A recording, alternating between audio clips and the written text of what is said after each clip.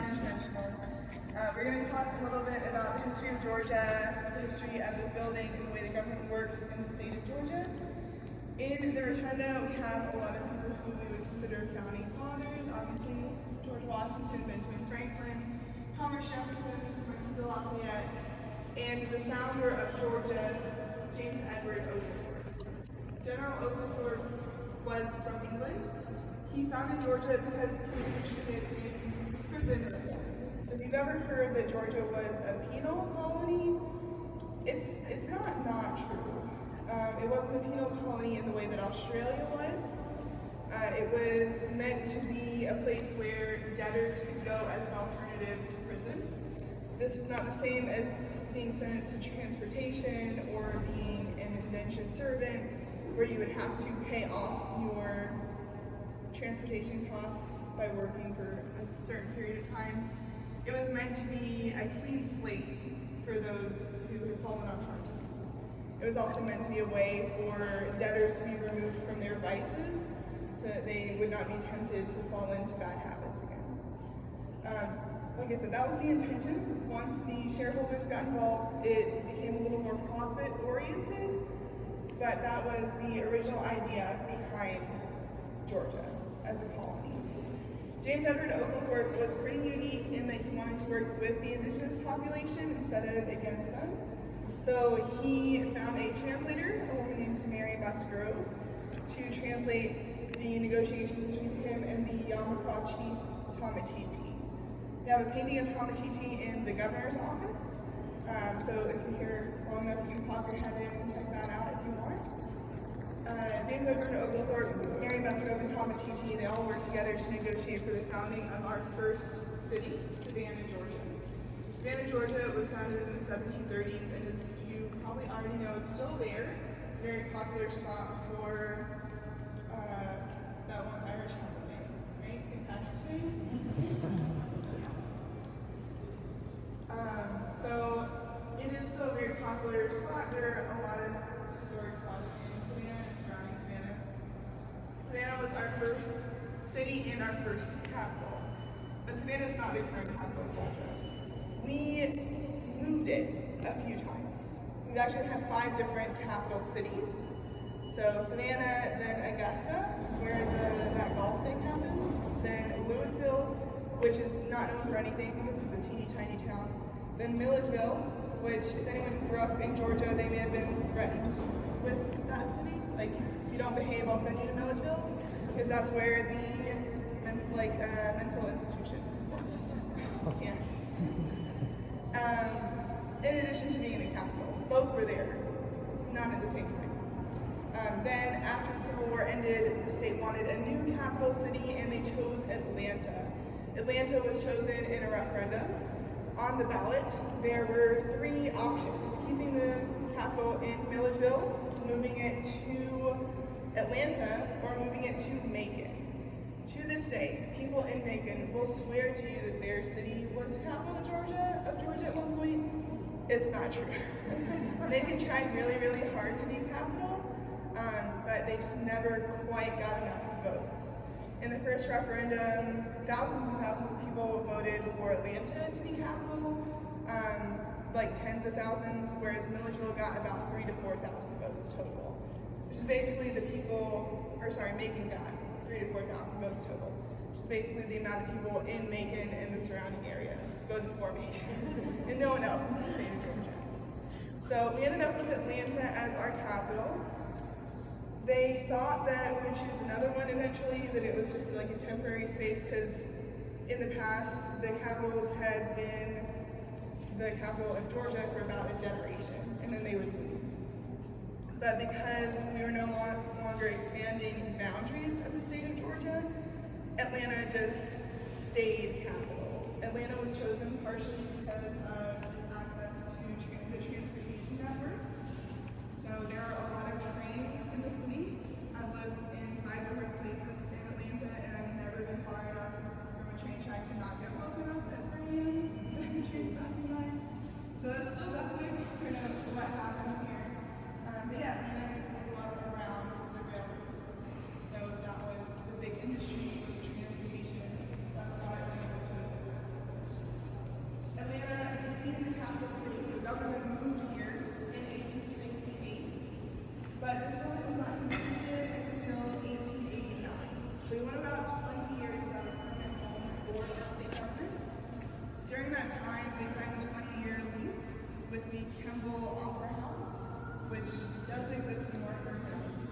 It was a couple blocks, I think, roughly that way, towards sort of the center of the historic downtown.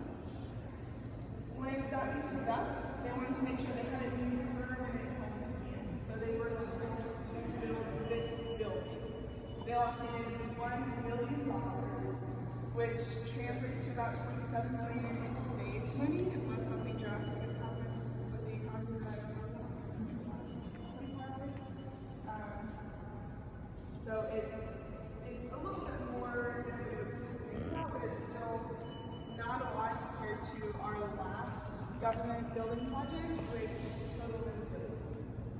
The reason they spent so little on our government was they were building a thing with a bunch of technology in it. They were building like a building with some fireplaces and gas lighting, because of those technical aspects of building with gas lighting. They kind of ran out of money to gas the dome, so the original dome of the building was made out of wood and covered in city green. You see that in some of the older buildings, so I kind of cheat out on that. It worked out very well for us because the dome was disappeared really, really quickly. We just had watching that as the 1950s when we started the building. It really good hole in the dome.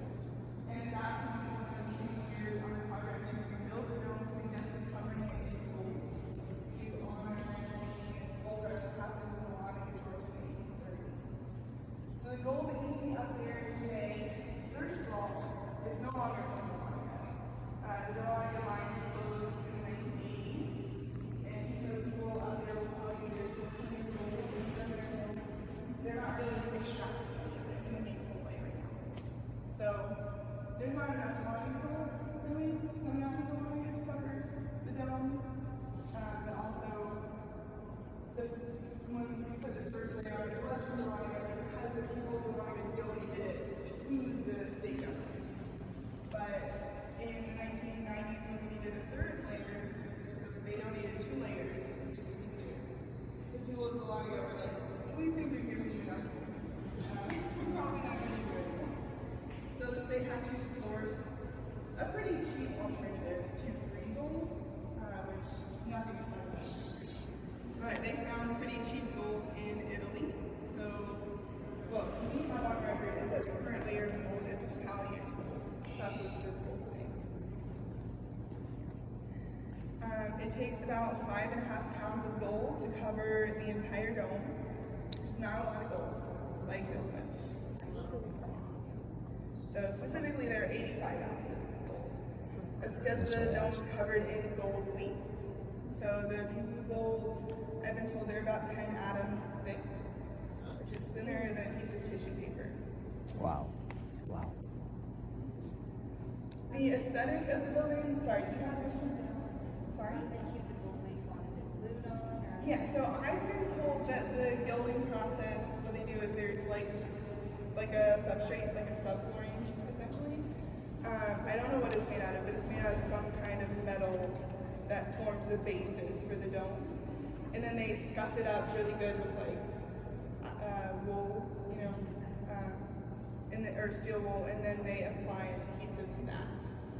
So they have to make scratches in the metal so that the adhesive has something to grip onto, and then they apply the gold to the adhesive. So they don't, how are they gonna keep it so shiny and everything? So if you were able to get up really close to the dome, you would see that it is actually very dirty up here. So it's never been cleaned since? I don't know how often. I don't think they send people up there to like wipe it down very often.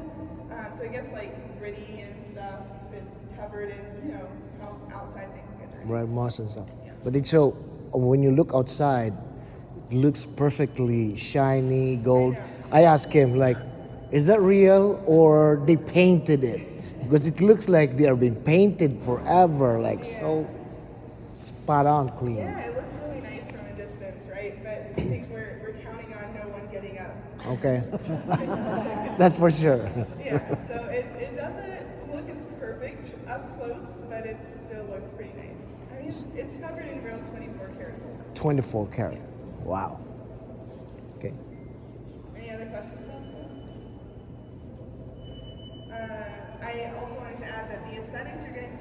inside of this building are the aesthetics of the 1880s.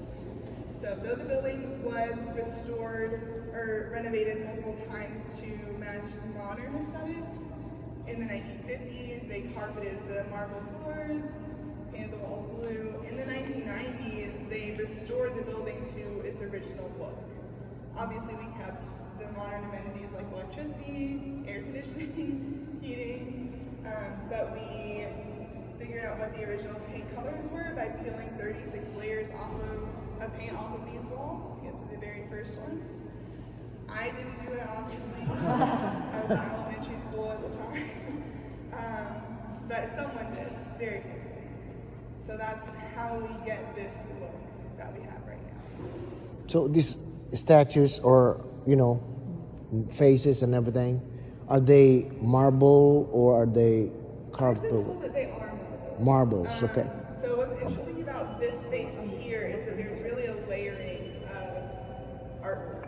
So the artworks I mentioned earlier of our founding fathers up here and James Edward Oglethorpe, those were all done for the Milledgeville Capitol in the 1820s.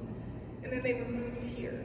Then these three other paintings of Alexander Hamilton Stevens, Benjamin Harvey Hill, and Robert Toombs, those were all done for this building specifically, so in the 1880s. 1880s. If anyone doesn't recognize those names, they were pretty high levels in the Confederate government. So Alexander Hamilton Stevens was vice president of the Confederacy. I don't remember the other two's exact positions, but I know that they were lawmakers, diplomats.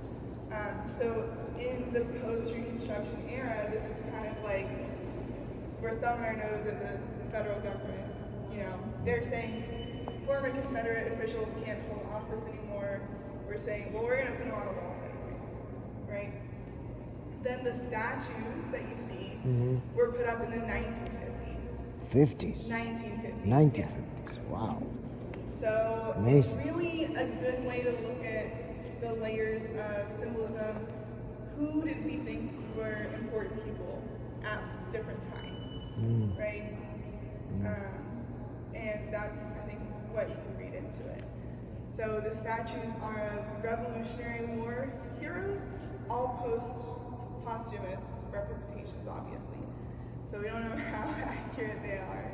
We have the signers of the Declaration of Independence from Georgia, George Walton, Bud Gwinnett, and Lyman Hall. Sometimes I have to cheat and look at the names. So you see me looking at it. We also have the signers of the Declaration of Independence, William Few, Abraham Baldwin. These guys behind me didn't sign any documents, but I know that they were important statesmen. So one was an Indian agent, so he did negotiations between the federal government and indigenous tribes. Another one was President Pro Tem of the Senate, Minister to France, cabinet members of the early republic, things like that. So in the 1950s, we're really trying to draw those connections between our state and the Revolutionary War. So when was when was the building built again? So the building was completed in 1889. It took about 5 years to build. So this new architecture, for the outside, it looks like there's stones and everything like that. Yeah. Are they new or that was the original construction? The exterior is all original. Already, oh my God. It was always this big. Yeah. It's forever granite, huh? Is it like marble or It's actually granite? limestone on the outside. Limestone. Yeah, so Man. the floors of the interior are Georgia marble, but it was too expensive to make the whole building out of that. So we actually imported limestone from Indiana to build the exterior. There is some granite. Georgia's also known for granite quarries. The granite that I know of is used mostly in the landscaping. So if you go on the sidewalk and you see their retaining walls. Yes. Those are- Yes. Yeah, we saw it. It was like, oh, wow, my God. I thought, so that reflects what the Georgia has, huh? Yeah, It exactly. reflects it. Granite. I also wanted to mention that these lights, these glass tiles specifically, they're also original to the building. Huh? The original purpose for these glass tiles and the glass tiles you'll see in the south and north atrium were to allow light to flow down to the first floor. So this was a cost-cutting measure. Because the first floor, the floor you all came in on, was originally an unfinished basement. So it was just storage space. They didn't want to have to plumb all of the gas lighting down there, so they just borrowed from upstairs. Now, in the 1950s and 60s, they converted that unfinished basement to mostly office space, which is what it is today. Directly beneath these glass tiles here is the first floor bathroom. As you can imagine, it's not incredibly convenient to have a skylight on top of the bathroom. So they installed a drop ceiling in the bathrooms on the first floor, and then turned these really into a sort of a nice feature of the second floor by installing lighting underneath them. Nice. Nice. Any other questions about that? We have a question about. Are the crown moldings, are they wood or are they plaster? I believe they're plaster. Yeah, sorry, what was your question? We were looking and we saw a place where the marble was cut and there was hinges, so that it Oh, could yeah. open what was inside. So there are a few different places where there are little teeny tiny doors cut into the marble. These would have been added later. So they are usually AV equipment for press. Yeah. But they're not all the same thing. Yeah, Yeah. it was pretty It did. good. They tried to hide it. Now, what we're going to do next is we're going to walk around this floor a little bit. So you'll get to see some of the offices. When this building was first built, it held all three branches of government. Today, it only holds the executive branch, so the leaders of the executive branch, I should say, and the legislative branch when it's in session, which right now we are not in session. This room up here, 341, you can see at the top of the staircase, that was the original Supreme Court room.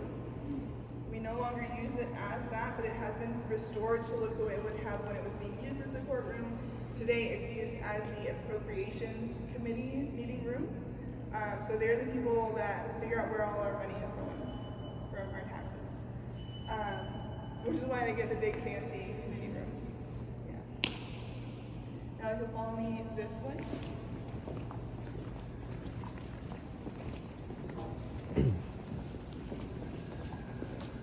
One other thing, the rest of the space on this floor is reserved for paintings of former governors, with one exception. So I'll point some of our well-known governors out as we walk around. And you guys are welcome to take photos.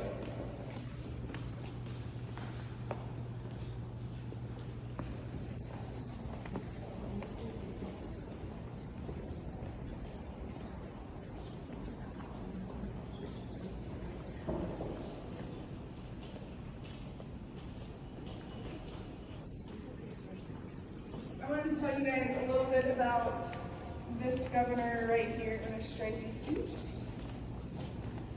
Some of you may already be familiar with Mr. Lester Maddox.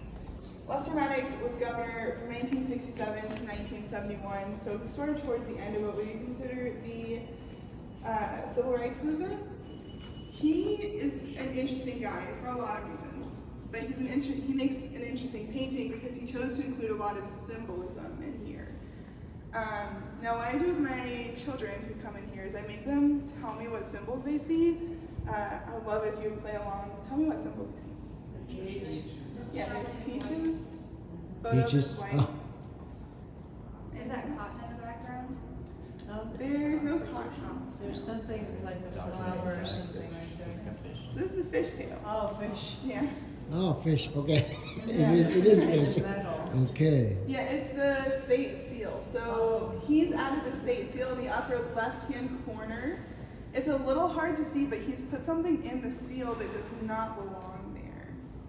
If you don't know what the usual state seal looks like, there's one right here. So it doesn't And then even. you like a little spot the difference. Yeah, there's a bicycle in the state seal. So Was that his Lester Maddox, hobby or something? yeah, he would actually ride his bicycle backwards around the state capitol building and around the governor's mansion. Did this as like a party trick for school kids, especially who were coming through. And him being the humble man that he is, he's put himself and his bicycle in the state seal. Wow. You mentioned this photograph of his wife. You may assume that this is like an in memoriam, but that's not what it was. At this time, wives were not allowed in the paintings with the governors. This changes later on, so we'll see some wives later. But up until even the early 2000s, wives were not allowed in gubernatorial portraits. Lester Maddox, he did not like being told what to do, and he really loved his wife. So he was looking to find a way around this.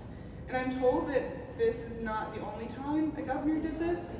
It's happened at multiple different state houses where like they weren't allowed to have their family in, so they put a photograph. That's what he did next. He has a photograph of his wife on his desk so that she can be in the painting with him. His nickname for her was that she was his Georgia Peach. So the peaches are actually a reference to his nickname for her. Yeah. And then there's this fishtail back here. Can anyone tell what it's wrapped up in? I don't know. A newspaper. So specifically the Atlanta Constitution. You guys have heard of the Atlanta Journal-Constitution? That came about when two different newspapers, the Atlanta Journal and the Atlanta Constitution, merged, just I guess to save money. Can you guys guess how he felt about this newspaper? Not too good. No. Oh, like- this is fish and fish. Yeah, so he had a really famous quote. He said that the only thing the Atlanta Constitution is good for is to wrap my fish in it. Oh. So it's not good for reading, it's just good to use to carry So around. he really was a Oh, man. rebel. Yeah, he was, and he didn't like that newspaper. He wanted everyone to know it. The last thing I want to tell you guys about is the symbolism of what he's chosen to wear. Does anyone recognize what this material is made out of? Is that seersucker, exactly. A what?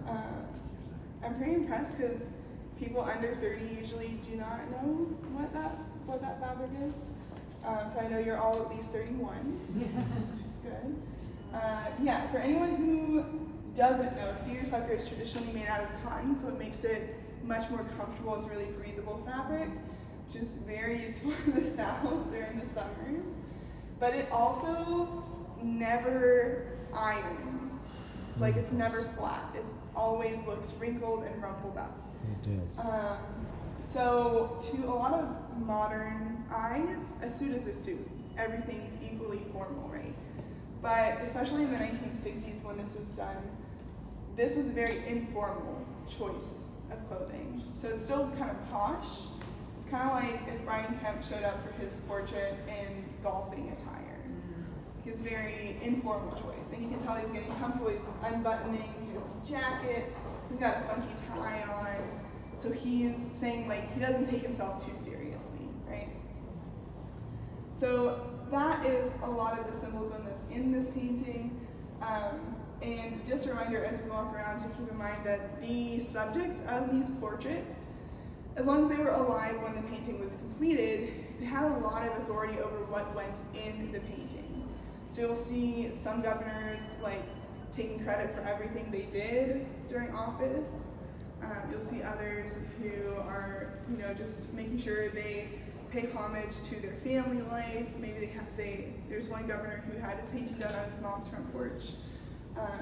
But Lester Maddox here, he has a lot of messages to send. He is leaving one thing out though. If anyone's familiar with Lester, you'll know that he was a segregationist during the Civil Rights Movement. So he was so emphatically segregationist that before he was elected governor, he owned a restaurant in Atlanta, and he would chase people of color out of that restaurant using an axe handle and sometimes a baseball bat. Wow.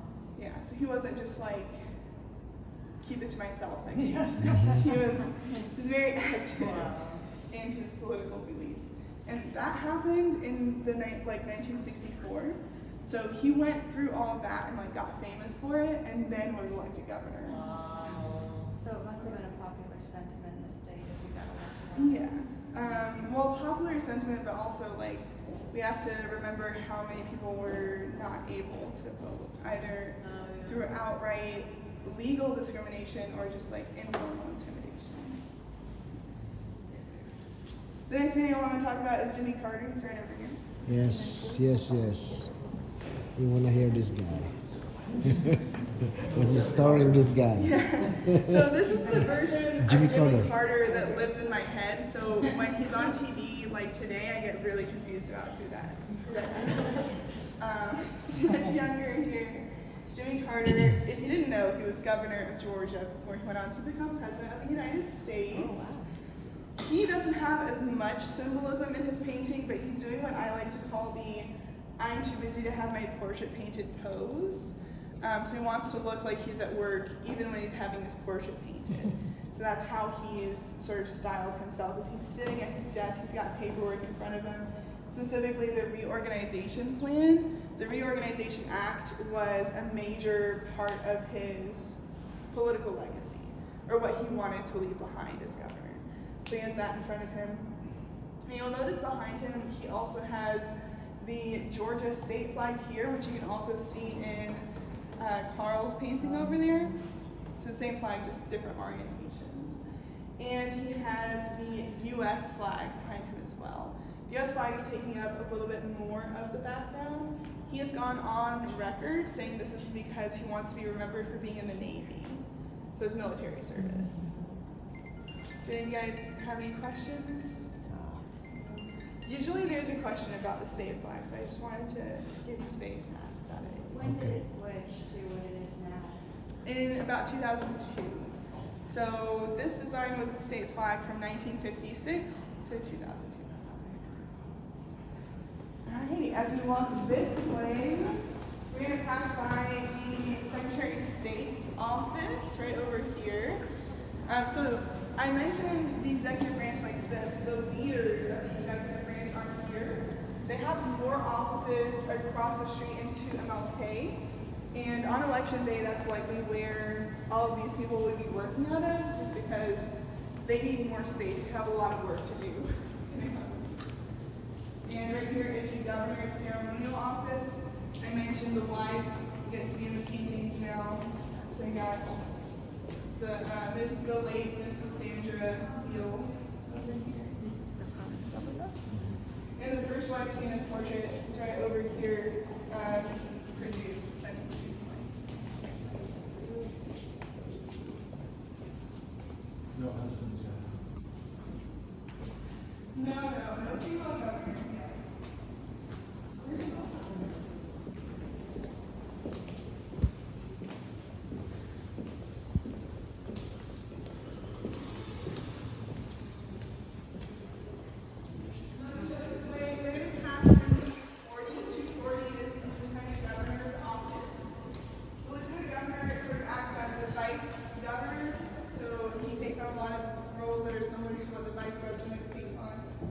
Washington, D.C., including President of the Senate, which means that he actually has a little spiral staircase in his office that takes him straight from his office on the second floor to the anteroom of the Senate chambers on the third floor.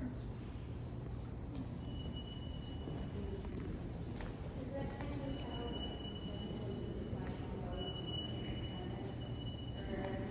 Yeah, so the lieutenant governor, as president of the state senate, gets to be a tiebreaker vote. So he only votes when they need a tiebreaker. And vice president of the United States has the same role in the U.S. Senate.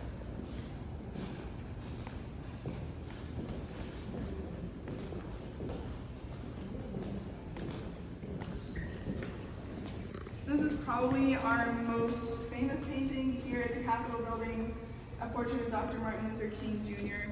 I told you before that the paintings on this floor are all of former governors with one exception. He is the exception. He was never governor of Georgia.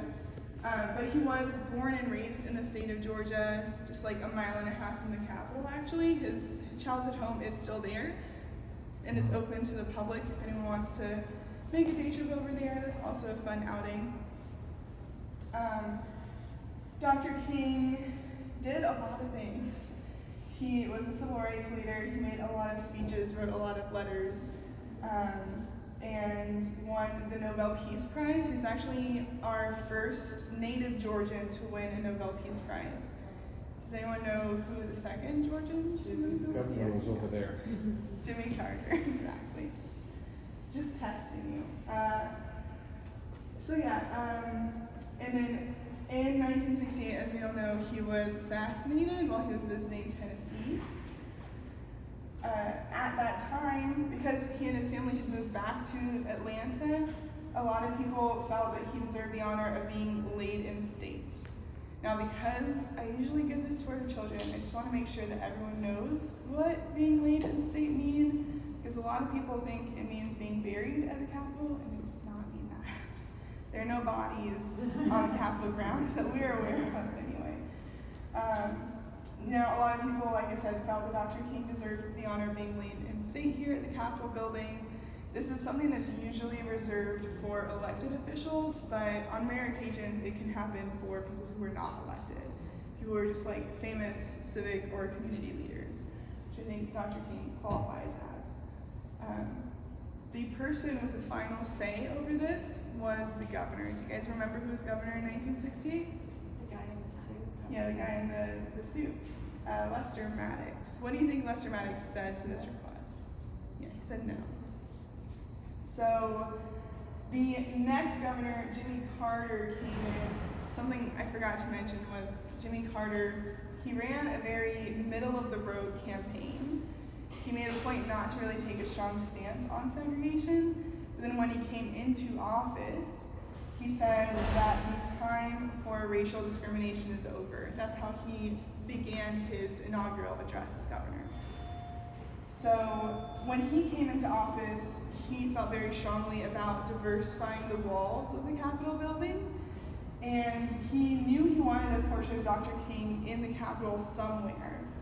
He decided to put this painting on the second floor instead of on the third floor, which is where a lot of paintings of famous Georgians who were not governor, that's where they go. He wanted to put Dr. King down here just to respect or pay honor to how important he was during life, because he's one of the few Georgians who had an impact internationally and not just locally. You can see the original portrait, which was designed by Coretta Scott King and Jimmy Carter here. It's a little bit different. It was replaced with this newer portrait in 2006. Any questions? Where did they put the older portrait? The older portrait is currently on loan to the Woodruff Library at the Atlanta University Center, which is home to Dr. King's alma mater, Morehouse. Any other questions? So he didn't lay in state at all? then? But his wife did. No. Yes, his wife did. So when she died in 2006, she was the first woman and the first person of color to be laid in state here at the state capitol. How long did she lay in state? I would probably say just the normal amount of time. I'm trying to remember, like, the last person, I think it was maybe a day. Oh, okay. Yeah. Any other questions?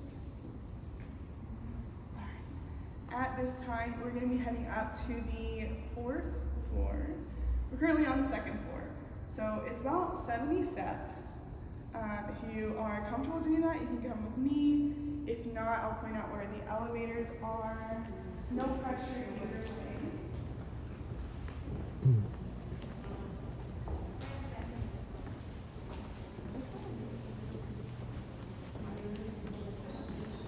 So the elevators are right over there, 2 bronze doors. We're going up to the 4th floor. Anyone who is comfortable with the stairs can follow me.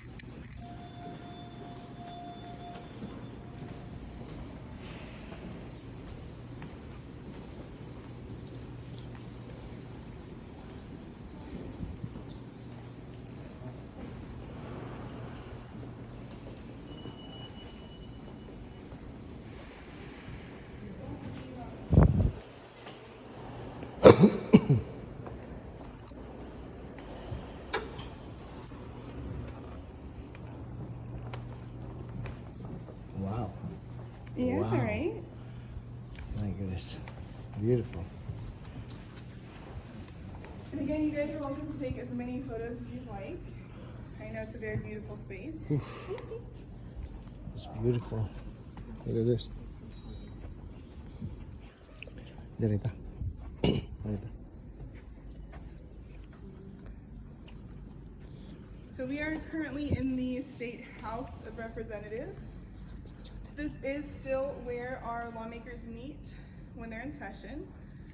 Session is the word we use to describe the time when our lawmakers are actually here making laws. The state of Georgia allows 40 non-consecutive days for our legislative session.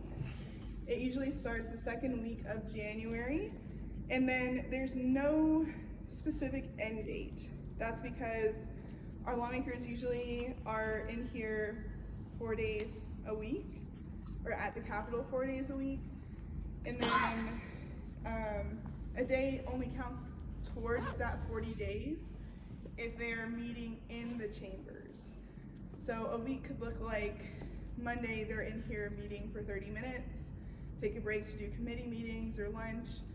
Tuesday they're just doing committee meetings all day, so they could have like a full 8-hour workday, not in this room. And then Wednesday they meet back in this room. So even though they've done 3 days of work, only 2 of those have counted as session. So there's no specific end date. The end date varies year by year depending on how much they have to get done in committees. So last year it ended on April 4th. That's usually when it ends. It's like late March, early April. I have heard from more than one lawmaker that their only constitutional obligation is to pass a state budget, and that if they could do that on day one, they would be allowed to go home. I think that's just their daydream. They want that to happen. But first of all, I think we all know that no one's going to agree on a budget in one day. Like, that's just not going to happen. But also, their constituents expect them to do more than just pass a budget. So they're not likely to be reelected. Our state lawmakers can run an unlimited amount of times, but they do only serve 2-year terms. So in the House and the Senate, they have to run every 2 years, which is what's happening right now. We're in an election cycle. We're a few days away from our election for the Georgia General Assembly, along with the governor, lieutenant governor, and secretary of state. Are they considered full-time employees and paid appropriately? That's a good question. They are considered part-time employees, and whether they are paid appropriately or not depends on who you ask. So because they're part-time, right, they are given about $20,000 per year. That is not enough to live off of in the state of Georgia, really anywhere, unless you're living with your parents potentially and like not paying any bills at all. So some would say, well, clearly, like, that's not enough to make a living, right? Others would say, but they're only here 40 days. Yes. So like they're paid a good rate. I think it's broken down to about $20 per hour for those 40 days that they are here. So it's kind of hard to figure, like, this is an activity I do with my high schoolers, so I literally watch them pull their calculator out and like figure out all the numbers. And yeah, it's a lot of people agree that it's not an ideal situation, but there's no solution. Do most of them have other occupations? Yeah, so they would have to, right? You can't live off of $20,000 a year. So they have alternative incomes. So most of them are small business owners. I see. That's a job that sometimes will allow you to take time away, like put someone else in charge for a little bit. There used to be more lawyers. There's actually a law in Georgia that allows lawyers to formally bench their cases so they can go attend legislative session. There aren't as many lawyers anymore though. If you ever hear a lawmaker bragging that there are people of all different backgrounds, teachers, machinists from factories, farmers, that's all true. Just remember that most of those people are retired. So that's another way, is if you are drawing your retirement, you already have that, which I know retirement is not a lot of money either, but you do have that kind of base income, and the $20,000 is a little extra. They also receive a per diem, which is supposed to hypothetically cover their cost of living while in Atlanta, especially for those who have to travel from very far away. They would need to cover like hotel costs, food, and transportation. Okay. That amount that they are given is $150 per day. Yeah, I don't know if any of you have tried to find a hotel room in Atlanta for less than that, but it's very difficult. I have a question. Yeah. All the fixtures, were they originally gas and retrofitted for electric, or are those just new fixtures? That's a very good question. All the light fixtures are reproductions. So we thought we had them in storage, but then especially the chandeliers, because they're huge. But then when we went to look for them, we could not find them. So we just had to make new ones that looked as much like the historic ones as possible. And I think for the chandeliers specifically, I believe the original manufacturer was still in business. So we were able to get something that's basically identical to what was here originally. And was this in the 90s whenever? Yeah. So the renovation I was telling you about that happened in the mid 1900s and like the 1950s, they took the chandelier out and just put a drop ceiling across this whole thing to sort of like cover the recessed ceiling up. Not a popular move with a lot of people today, but that's what they chose to do. They wanted the space to look as much like a modern office building as possible. And so they got rid of everything they could. Yeah. So there's like roll-up screens in the corners. Are these Mhm. big black squares or rectangles? Are they also screens that like tally votes? Yeah, exactly. So the projector screens would be used for presentations, and the big black screens, there's one on each side. Those are called electronic voting screens. So they display a list of names. The names change color. In this room, they change color as votes are cast. So voting is usually open for about a minute, and the screens will display the timer. They'll also display the title of the bill that's being voted on. So like HR 100, a bill that would, I don't know, give kids free ice cream on Fridays, whatever. Okay. I use that with the kids to get their attention. And then it'll have the list of names. And in the House, as people vote, the names change color to show how they are voting. So name would turn green if they voted yes, and red if they voted no. It would remain, I think, white if they abstain from a vote, which is a possibility. And the other thing is it will display the letter E in front of a name if that person has been excused from the room. This could be because they really needed to go to the bathroom. It could be because they had a root canal that day. It could be for any number of reasons. But they'll usually, if they have to leave the floor quickly, they'll like have to ask permission so that it's on record that they were not in the room for a vote. Because otherwise it just looks like they're being lazy and like, it didn't feel like. So who are those people downstairs? So the third floor is entirely reserved for lawmakers, with the exception of one space, which we cannot see because we're directly on top of it. Directly beneath the space we're in right now is the press gallery. But everything else is for the lawmakers. The space we're in here is the public gallery. So it's for members of the public like you and I to come and watch our lawmakers at work. Oh, I see. It is open to anyone. If you can get in the building, you can come in this space. As long as you're not wearing any political slogans and you don't have like big poster boards with you. There are some rules of conduct, so you have to be quiet, respectful, you have to be dressed appropriately. So basically just no political slogans, no political symbolism, and no head coverings that are not religious. So you can't wear your ball cap in here. No Seahawks or something?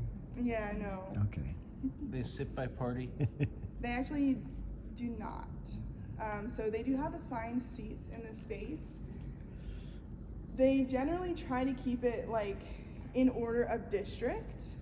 So just starting with District 1 all the way up to District 180, because we have 180 representatives in the State House.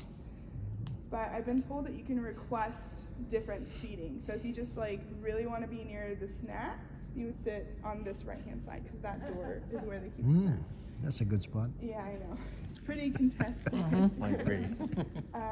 Then if you are a senior member of your party, so if you're like part of the party leadership, the majority leader, majority whip, that kind of thing, you would likely be seated towards the front, just because you're more likely to get up and give presentations more often.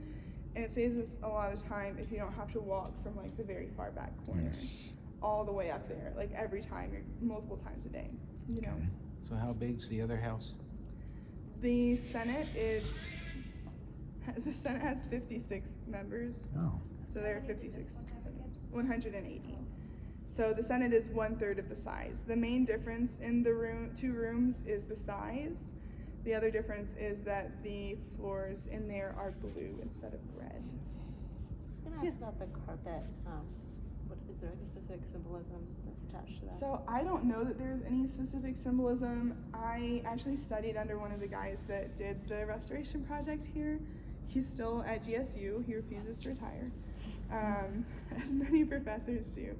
So he said that they basically looked at photographs of the original carpet design, and they had to guess as much as possible at what was there, because a lot of people don't take pictures of floors, or like when photography was very early, they weren't using it to take pictures of floors, they were using it to take pictures of like people. So the floors were not in focus. They could see that there were sort of small designs on a colored background. They just weren't sure what the designs were. There was a little bit of competition for this design. There was I think it was either a lawmaker or a politician who wanted to see our state seal on the carpet instead of this flower pattern. The reason we went with the flower pattern is because there were different manufacturers for each design. So for the state seal design, the manufacturer was offering to embroider the design on top of the background of the carpet, which means that it would wear unevenly and fade unevenly. And eventually, like, that design is just gonna pop off.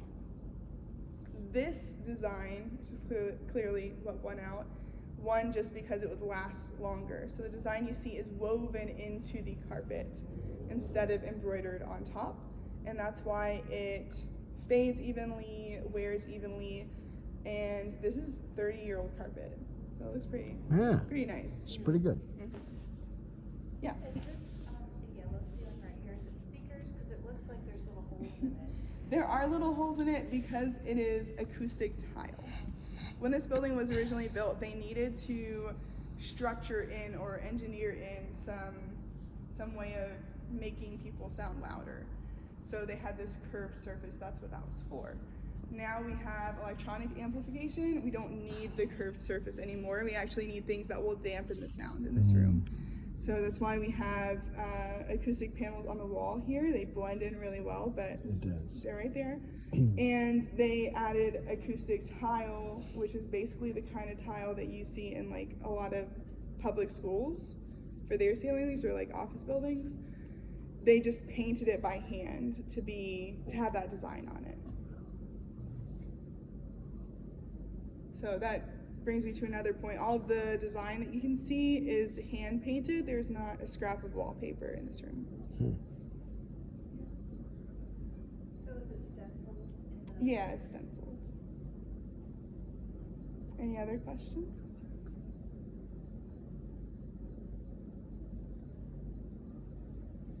Well, if you guys have no further questions for me, this is going to conclude the guided tour.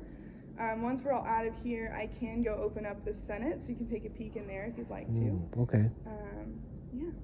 Thank you. So much for